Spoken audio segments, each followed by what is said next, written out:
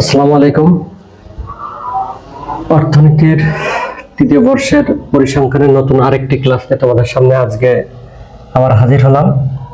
আশা করি তোমরা আমাদের এই ভিডিওগুলো ধারাবাহিকভাবে দেখবে এবং আশা করি তোমরা উপকৃত হবে এখান থেকে। এখন যে অঙ্কটা নিয়ে আমি তোমাদের সামনে হাজির হলাম, অঙ্কটা একটু দেখো খেয়াল করে। এই অঙ্কটা এবারও আসছিল, ঘুরে ফিরে প্রায় বছর আমাদের এই অঙ্কগুলো আসে।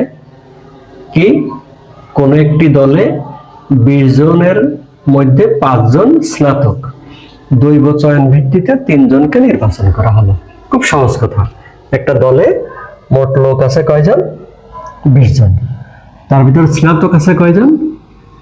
5 জন। এটা ইনফরমেশন আমাদের এই পর্যন্ত। বের করতে কি বলছে? 3 জনই স্নাতক হওয়ার সম্ভাবনা কত, আর একটা পার্ট হচ্ছে কি স্নাতক না হওয়ার সম্ভাবনা কত। তাহলে আমরা এই অঙ্কটা যদি সলভ করি, কিভাবে সলভ করব? কি ধরছি আমরা? স্নাতক কয়জন? স্নাতক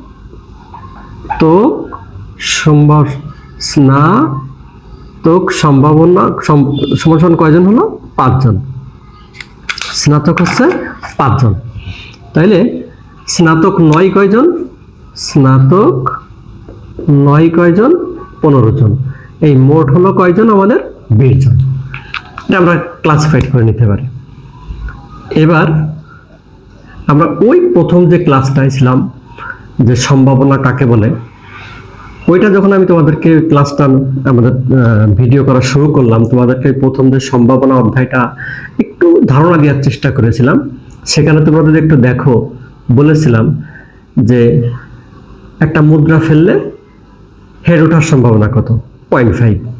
কিভাবে ছিল? আমি সেখানে কিন্তু বলেছিলাম যে একবার মুদ্রা ফেললে কি কি উঠতে পারে? একটা হচ্ছে হেড আর একটা হচ্ছে কত? টেল। অর্থাৎ কত হলো? 2।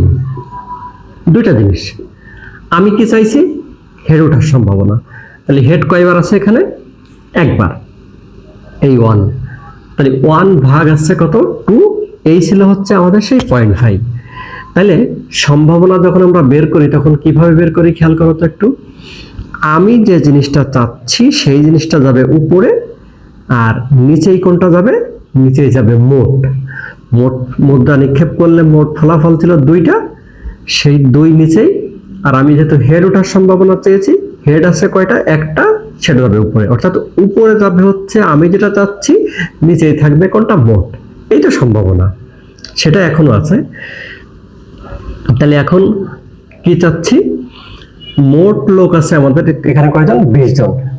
তাহলে সেখান থেকে 3 জনকে নির্বাচন করা হলো। তাহলে এই যে 3 জন সিলেক্ট হবে সেটা কোথা থেকে হবে? 20 জনের থেকে। তাহলে দেখো আমি নিচে কি দিয়েছি? 20C3।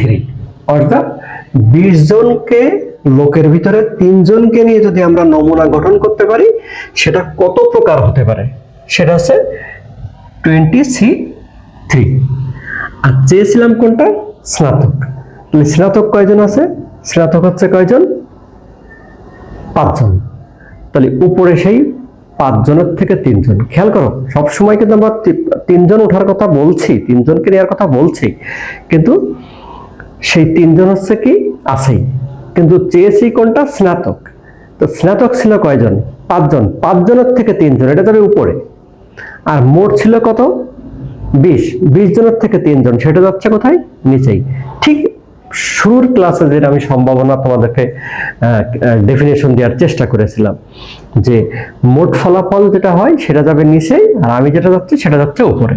তাহলে সেই হিসাবে যেহেতু স্নাতক 5 জন আছে, তা 5C3, আর নিচেই যাবে হচ্ছে কত? মোট লোক আছে কত? 20C3 ভাগ করলে যেটা দাঁড়ায়। এই পাশে আসি, স্নাতক না হওয়ার সম্ভাবনা কত? একই রকম। স্নাতক না হওয়ার আছে কয়জন? আমরা এই যে লিখছিলাম স্নাতক 9 সম্ভাবনা কয়জন? সম্ভবত 15 জন। তাহলে 15 জন আমরা স্নাতক চাচ্ছি না এখন। তাহলে এই যে 5 জন, এই 5 জন কিন্তু হবে না। তাহলে আমরা কোনজন কোথা থেকে নিচ্ছি? এই যে অস্নাতক, স্নাতক 9 যে 15 জন, সেখান থেকে 5C3। আর নিচেই যাবে কোনটা? মোট।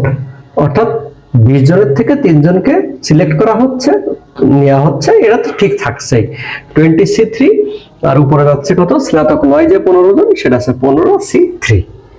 তাহলে এইভাবে আমরা এবার এই সালে এই অঙ্কটা আসছে, আমরা এইভাবে আমরা সলভ করতে পারি।